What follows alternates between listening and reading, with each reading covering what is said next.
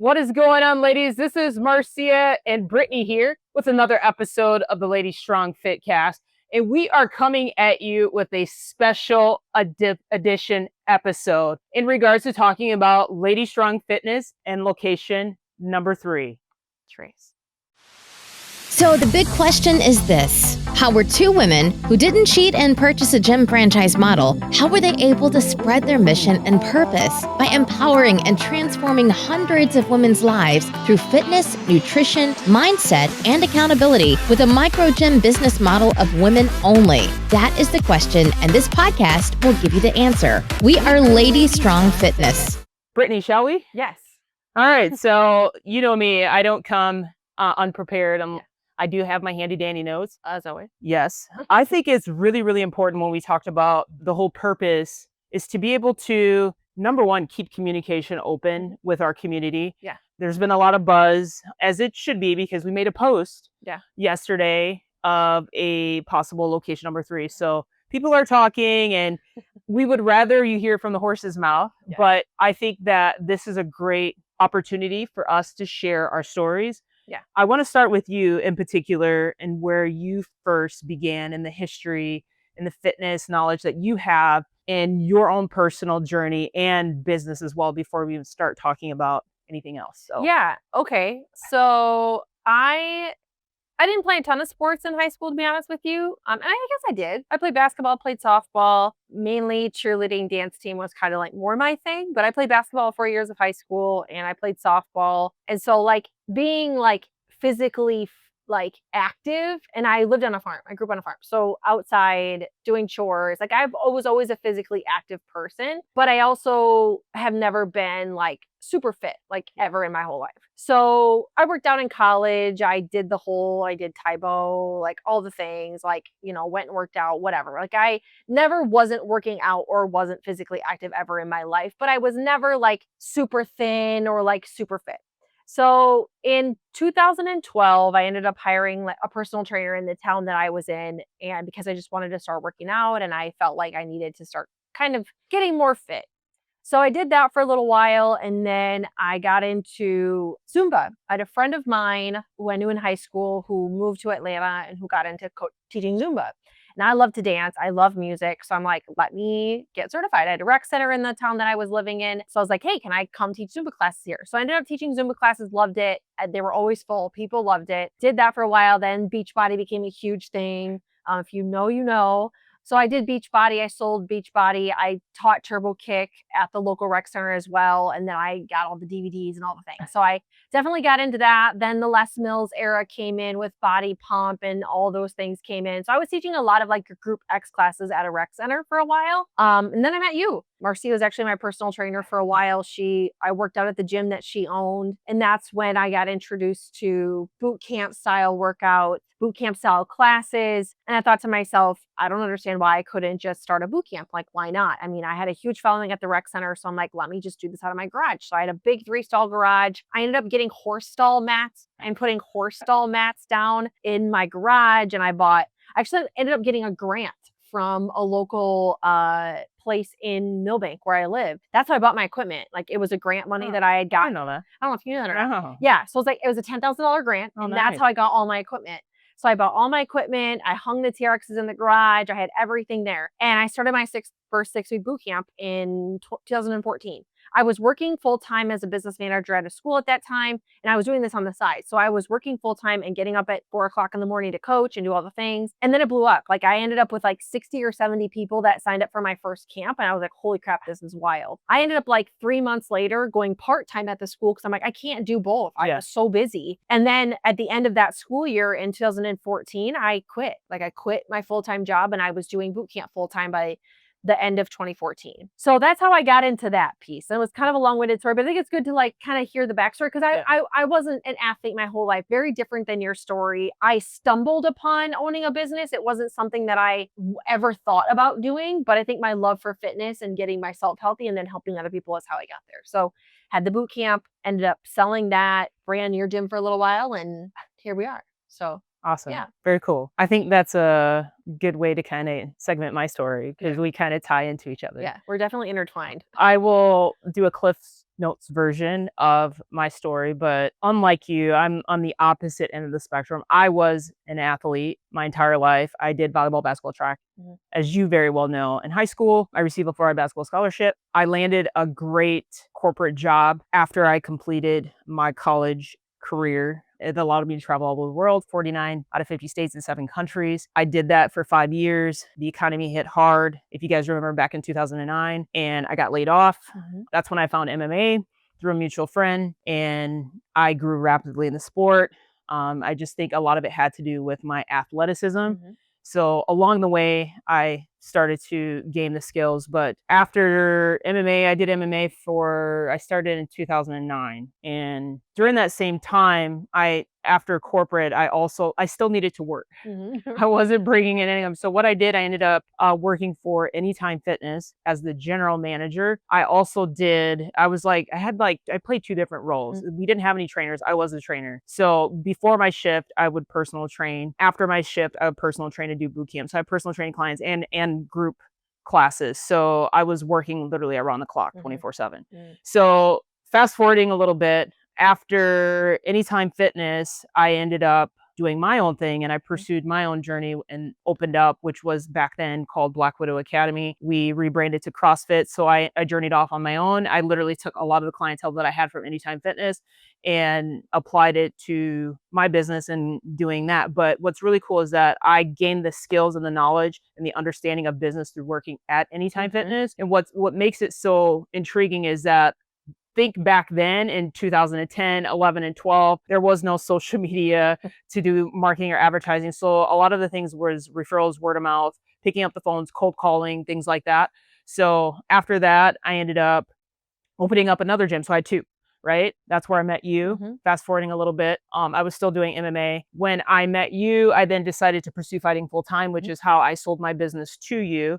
And I moved back to Illinois. This all happened in South Dakota, by the way, if you guys are wondering, like, how did you guys meet? So South Dakota. So came back here, pursued fighting full time. And then what's funny is that Brittany and I obviously got really close during that time. And that's how you and I developed our relationship.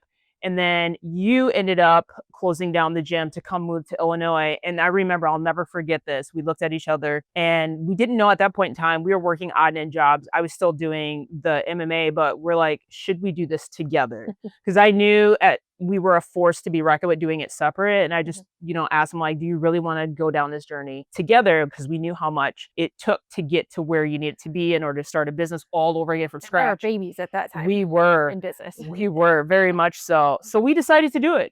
We literally took a leap of faith. I'll never forget Steve Harvey when he said, please help me on this. Gotta jump. Yeah. It's pretty much let go and let God. Yeah. Like, just take that first leap of faith and jump. And we looked at each other like, let's just jump. Yeah. And we did. So I ended up retiring, fast forward a couple bit. We ended up retiring MMA. We did, at that point in time, it was called Midwest Performance. Well, what were we thinking?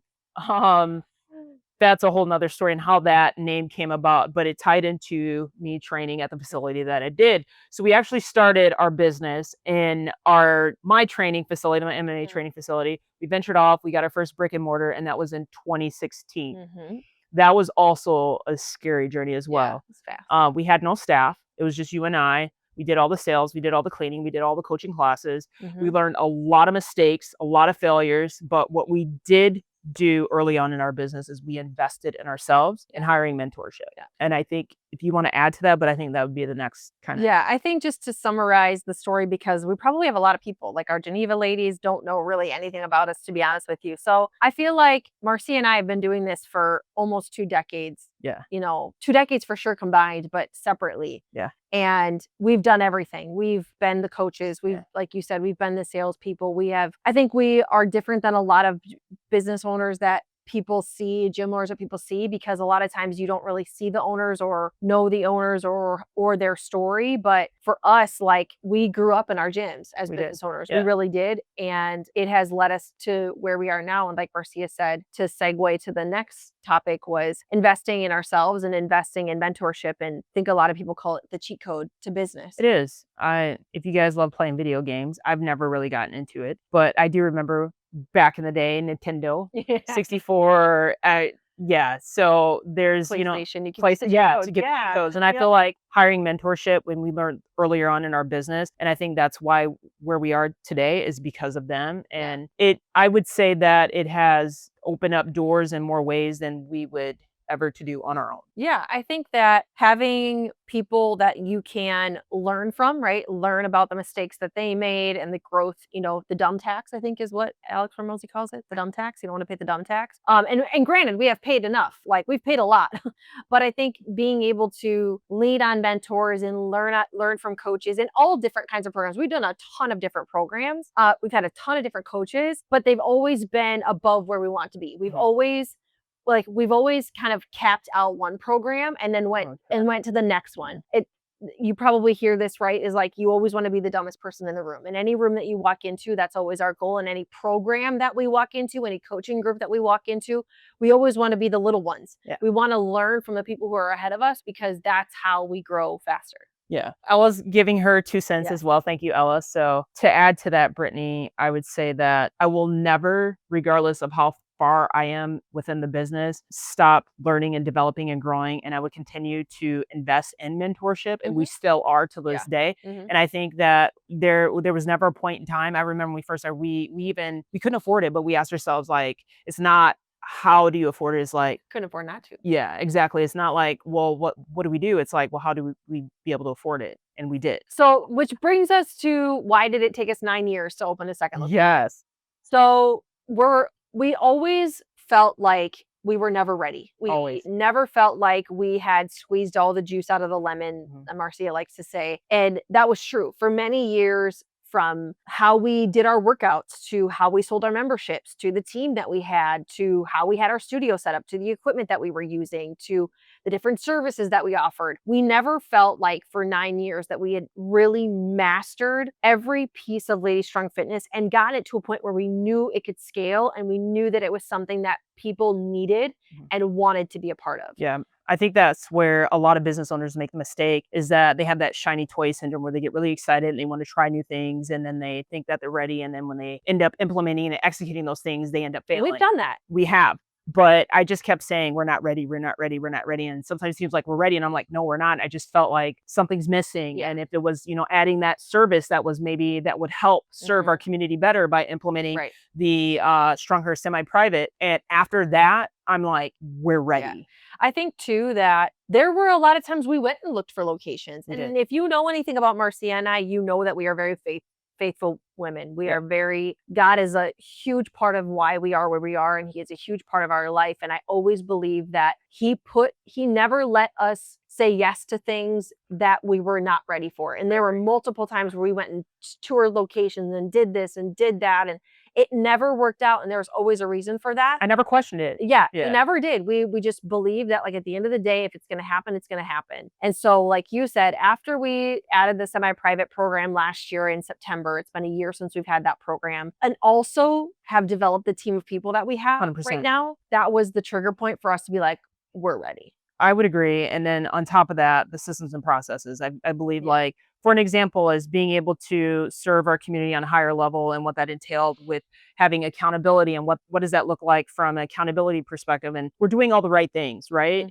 People are showing up to classes and they're continue to get results. And it's like all those culminations into one. It's like, okay, I believe there isn't anything else that I would want to do differently or change. And it's been working for a long time. And it's like, now it's time to replicate that.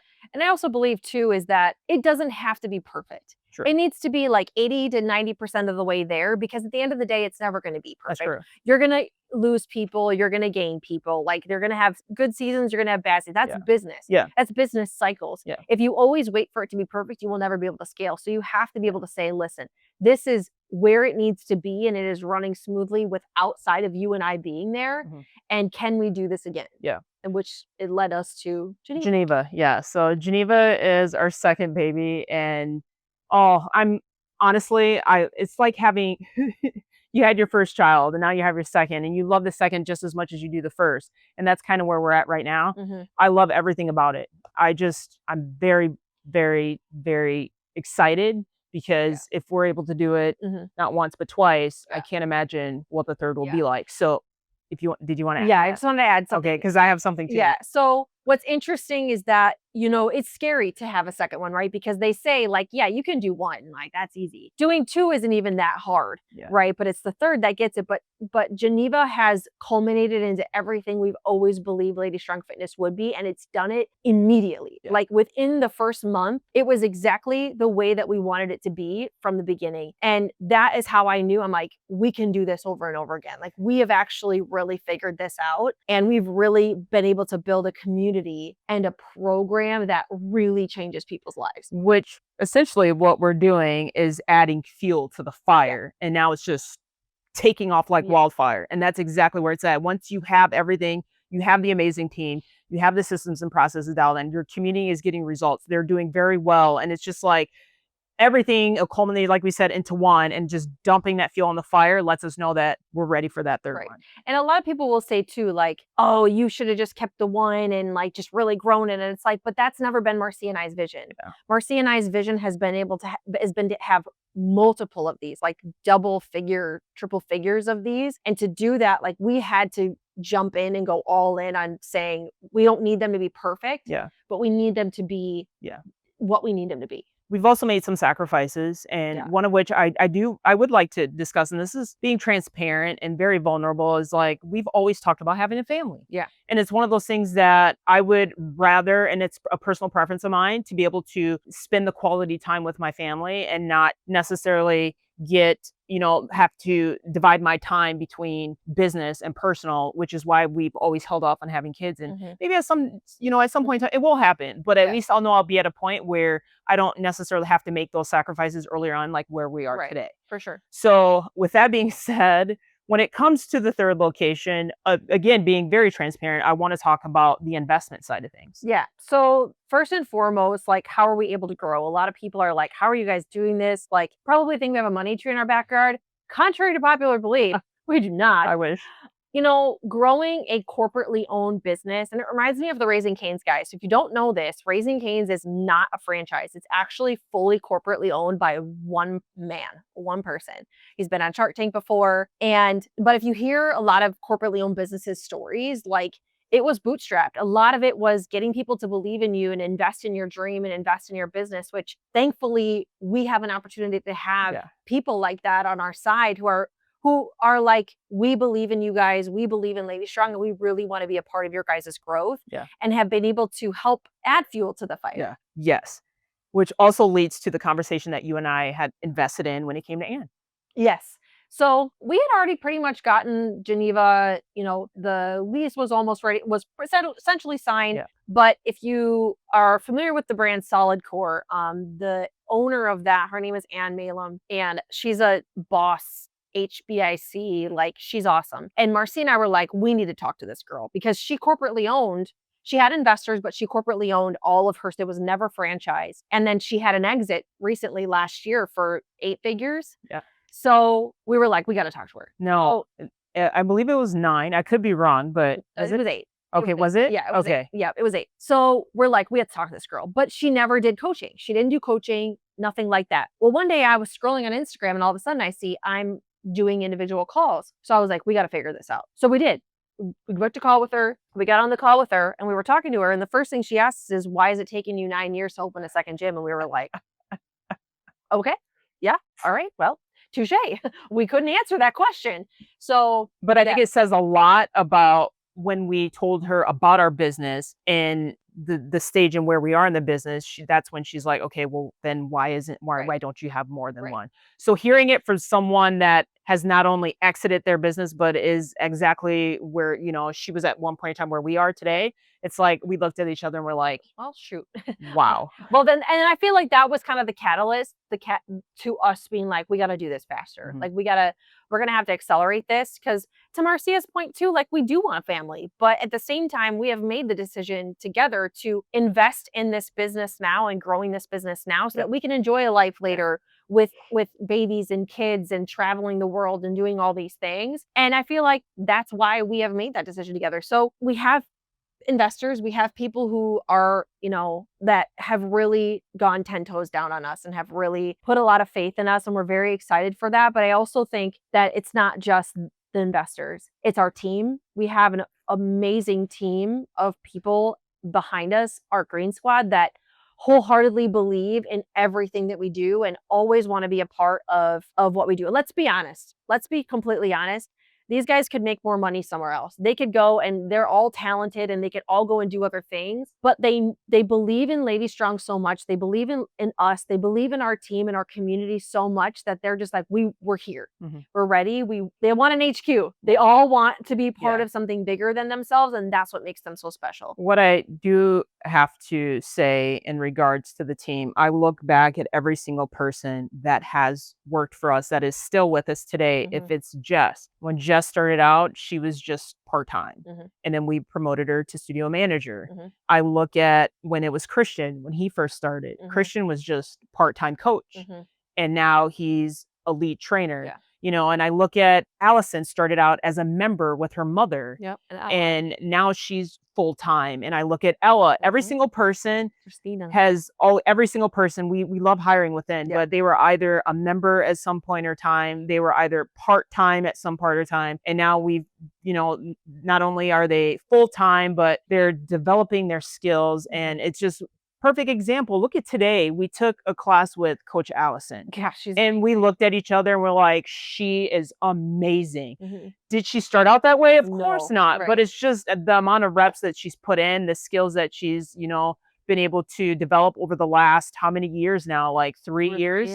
So it's just, it says a lot that, you know, you may not be where you want to be today, but looking back even 2-3 years ago to all the people I just listed, they're so much further ahead. And it makes me excited for the future of how much further we can get. And so that's our team, our community. Our community is a part of this process too. Our community is a huge reason why we're able to do this. We have tons of OGs at our Schaumburg studio that, again, stand 10 toes down for LadyStrong, ride or die LadyStrong, no matter what, have been through so much. I can think of all the people who have been with us for 6 or 7 years or 8 years, who have seen so many changes and been through so many things, but have never faltered in their commitment to LadyStrong and to their own health and wellness, no matter what has happened. And if you're watching this and you're one of those people, we love you so dearly, but I really believe it's our community too as a huge piece of this.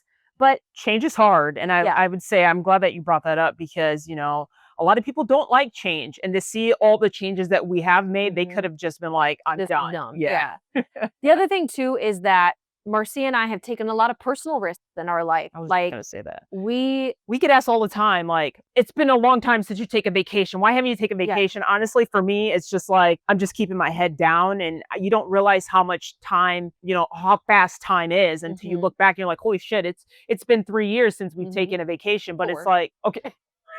Last vacation we got married. That was a lot. That's fair. I mean, we'll do like mini getaways and whatnot, but I get it. I get it. But most people aren't willing to make those types of sacrifices. And that's just kind of where we're at. And I just know that eventually the shit will pay off to where it's going to be like, let's just be gone for like 2-3 weeks.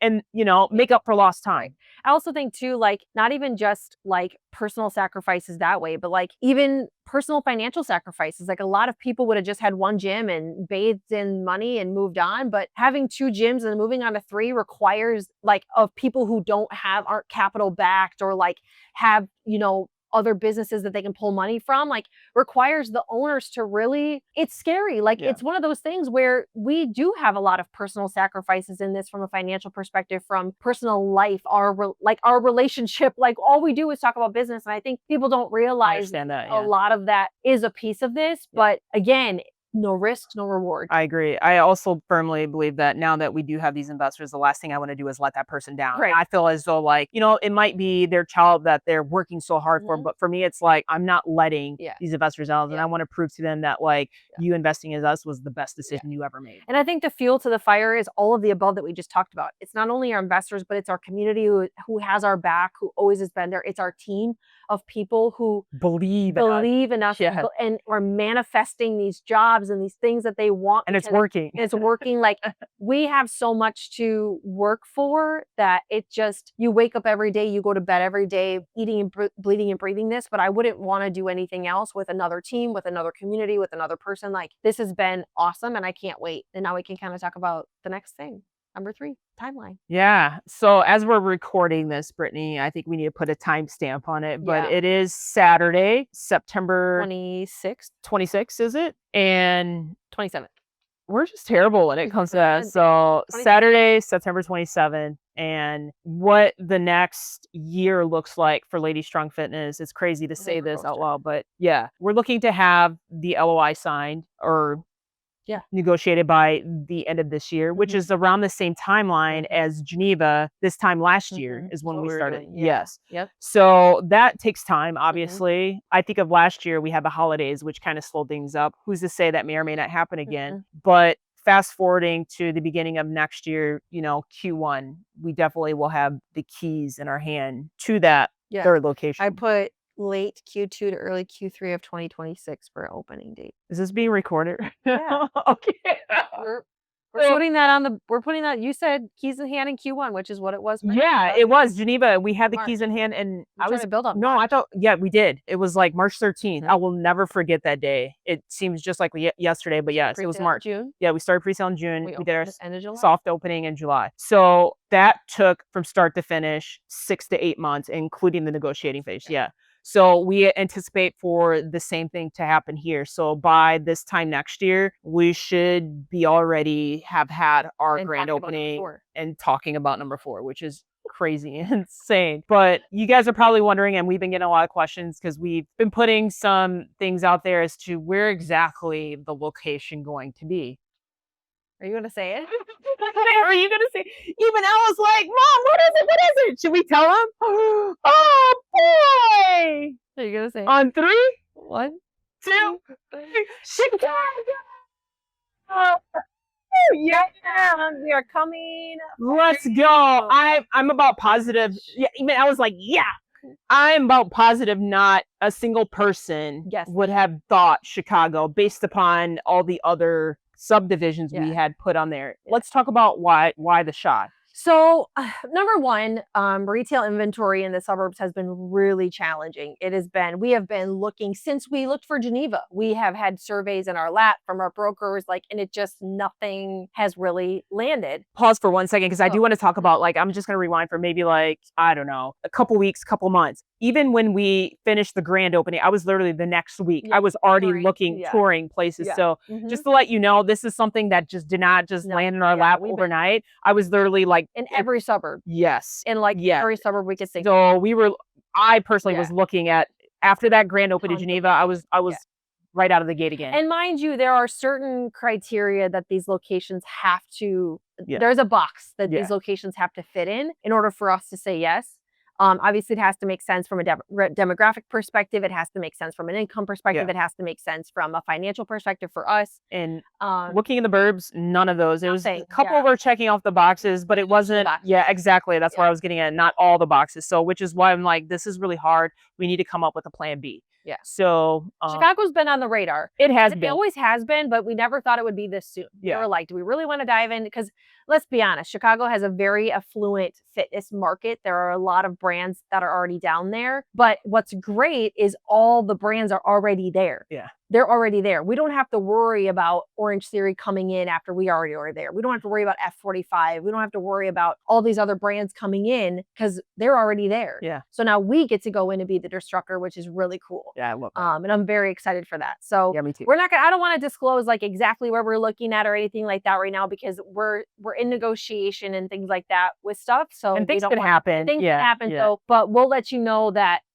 is Chi-Town. That's crazy to think about. Sorry. But I do want to talk about the market research because Yeah. we definitely did our due diligence and doing a lot of what that looks like from the landscape perspective in regards to our competitors and in regards to our demographic. And like you said, we literally checked off every single box. Mhm. And it gets me excited. Like you said, it's going to be really hard. I'm going to just have to keep my mouth shut, Yeah. throw away the key. Yeah. And in hopes that maybe we'll have some more exciting news leading up in the next If several anybody weeks or has a months. condo rent down there for Marcia, Yes, please. she's gonna. I was already looking, this, after we met with, several people from different teams, my brain was just We're spinning like, 1,000 oh, miles an boy. hour. In the car ride home, you're like, okay, what's going She was through your so head? silent. I'm Yeah, like, I was. I was like, your brain's going 1,000. But I'm thinking the commute. There's no way I'm going to be able to do that commute. Yeah. It's going to be about a 90-minute drive there and back. That's 3 hours per day. That's a waste of time. time, like time is just everything. So it's like, what do I do? So I'm thinking like Airbnb. Do I do, If anybody has any ideas yeah. or any opening or any spare rooms, Oh, that's let us crazy. know. Yeah, please let us know. But But yeah, eventually, I should say eventually, but we do see that the Shy location will be the flagship for LadyStrong Fitness. yeah, it's definitely going to be exciting. Yeah. It is very exciting. Yeah, So. I think that we should leave off there in hopes to have a part 2 series to this. So stay tuned for more details. But Brittany, it was nice having you on here today. A change of pace, something different. It's nice having you. Yeah, it's so weird. It's always like we're the ones that's always interviewing other people, and it's like just sitting down. It's like not even having a camera in front. It's just, and hopefully, I think my hope for this is that the candidness, the candor of these conversations, the vulnerability that we share, for us, it's not for show. We want you guys to see behind the scenes. We want to pull back the curtains for you guys. We want you to meet us, know us, because we are not us without you guys. The people that are watching this, the people that are watching this that aren't even members of ours, that will catch this and become members of ours. Like, this is for you. These things are for you guys. And this is for God. God is the cornerstone of our household. He is the cornerstone of our lives. He's the cornerstone of our businesses. yeah. And without him, none of this is possible. And we're just very blessed and thankful to have these opportunities to have the struggles, to have the triumph, to have the fear, to have the excitement, to have the sadness, because we prayed for this. Yeah. And how many times we remind each other of that? Even going through Geneva and even going over the last 9 years is like, we prayed for this. I will share one story with you, and I'll leave it at that, but I'll never forget. It was our first year in business, and I remember we went out for brunch, and we were in Egg Harbor.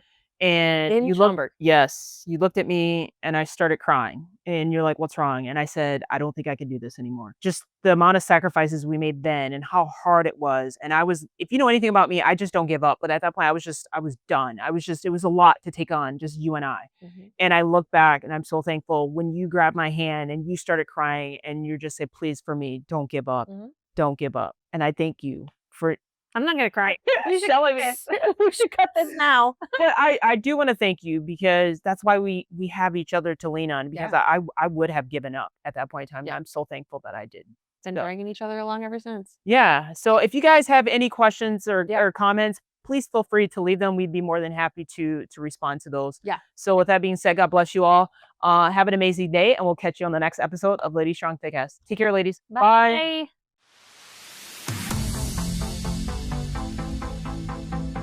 Thanks for joining us today. If you like this episode, subscribe to our YouTube channel or find our podcast on iTunes, Google Play, Spotify, or whatever your favorite place is to listen to podcasts. And if you really liked this episode, please leave a review for us on iTunes. Thanks, and we'll see you next week.